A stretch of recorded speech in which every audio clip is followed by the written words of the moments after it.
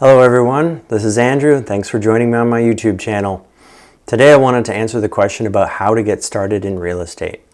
There's many different resources out there and I'm just going to break down a few that might help you get started. So of course we all know about the internet. Google it. Just Google Canadian real estate investing or real estate investing in Canada. You're going to come up with a lot of stuff. Now I will warn you that there are many American websites and podcasts and everything. Those are very valuable. They've been doing this a long time. There's some well-established organizations and I would recommend following them. I'm not going to name any names during this video, but if you reach out to me, I can give you some resources. When watching American content, the basics are the basics. Real estate investing is pretty much unilateral. The one thing that you need to be careful of with American content is that, of course, their tax laws do not apply. In many cases, their financing solutions, maybe 50% apply. That they have a lot of other banks than we do and a lot of other means. And things are a bit more flexible in the US. So don't take anything to do with finances or tax strategies. And of course, they often talk about lists. Listsource is a big one. And of course, in Canada, privacy laws don't allow us to research people who are holding mortgages or loaning money and so on and so forth.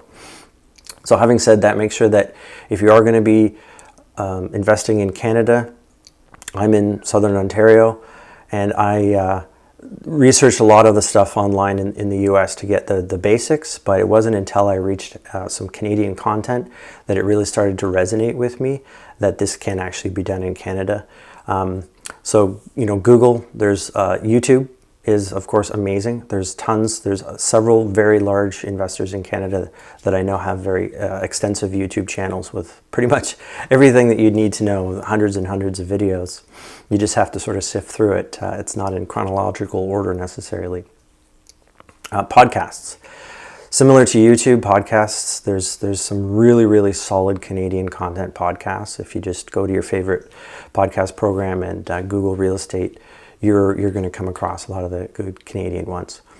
Another thing is to, of course, read articles. There's tons of articles about that. I would hesitate to read newspaper articles when it comes to real estate because they tend to be very slanted one way or the other. Audiobooks are amazing. Now in COVID times, this video is coming out in the middle of COVID and most of us aren't working at offices these days. But when I was driving to and from an office, I had an hour commute each way and I signed up for an Audible program, Audible from Amazon, and they have a lot of really good content books there. Again, mostly American, but the fundamentals are the fundamentals. So they really do apply to get you started, and you can utilize that time in the car quite valuably. So the next stage is once you have a little bit of your feet wet in real estate, go to networking events. Again, right now in COVID, there aren't very many, but a lot of them have transferred to virtual events. They're still having good content. They're still having discussions.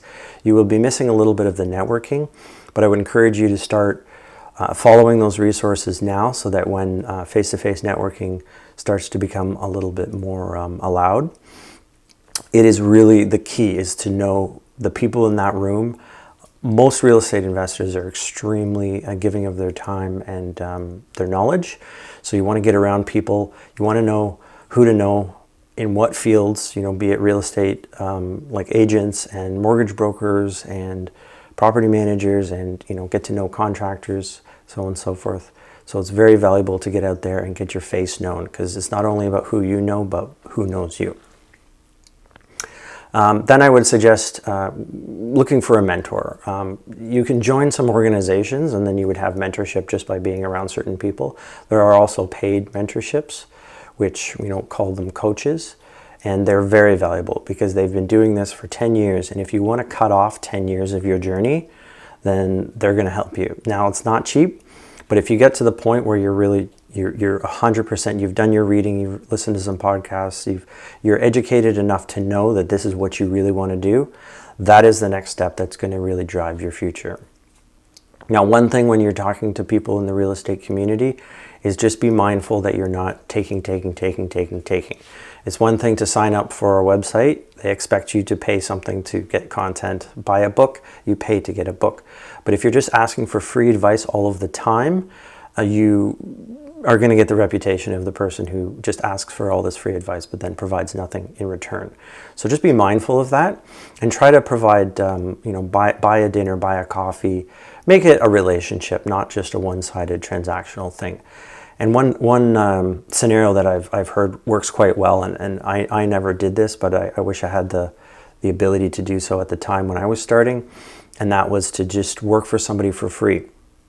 If there's a real estate investor and you can run errands for them, or you can provide some sort of, like, whatever your specialty is, if you're really good at websites or social media marketing or something, offer to provide your services in return for some free education. And there's nothing that's going to be better than learning side by side with somebody who you can just sort of be a fly on the wall and see what happens in the background. So then you're going to have to decide on a strategy. There's lots of strategies. I would recommend that you just pick one. There's buy and holds, there's buy, fix and hold, there's fix and flip, there's wholesaling, and then everything in between. My recommendation to you is don't get distracted. Don't, the shiny object syndrome, we all have it, but those who succeed focus on one area, be it multifamily, be it student rental, be it single family homes. Focus on one and just do it and get really good at it, go a mile deep on something. So anyway, these are just a few quick tips on how to approach your real estate journey. I hope you've enjoyed this video. Please give it a like and a subscribe. And if you have any questions you want to reach out to me, I'm at Andrew Cox REI on all social media. Thanks for watching. Until next time.